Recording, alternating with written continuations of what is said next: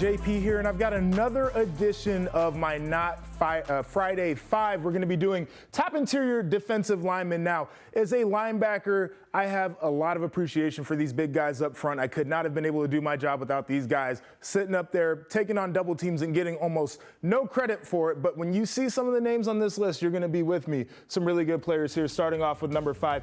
You got Vita Vea. This is a guy who is a big man, but he is extremely athletic, moves his feet very well. So he's not just a space eater. He's a guy who can also keep up in some of those zone schemes, can make sure that if he needs to slip behind a blocker to get up the field, he can do that. And that type of disruption is really important to defensive schemes. Start to look at the number 4 guy, DeForest Buckner. Now, he is a different type of body. He is extremely long. He's a very disruptive guy. He's got really good athleticism, and he fits in really well with what the Colts wanted to do defensively. He's a guy, again, who can get you a lot of penetration. He can get you side to side laterally, and he can get you a pretty solid pass rush out there, too.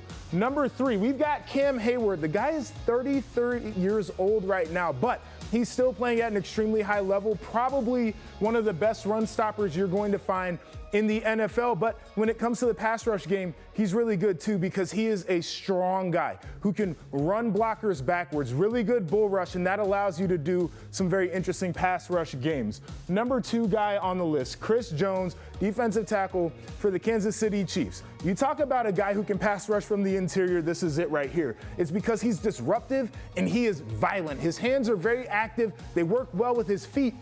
You talk about pass rush win rate. This guy is the only one from the interior D-line behind this guy and Aaron Donald. You already knew what it was. This was not even in discussion for who was going to take the top spot on this list. He is an elite player, generational talent, probably deserves to be in a world of his own. No disrespect to these guys, but we've seen how this man has been unstoppable for the entirety of his career. But these players right here probably don't get the amount of love that they deserve. So it's always good to spend a little bit of time on the interior defensive linemen.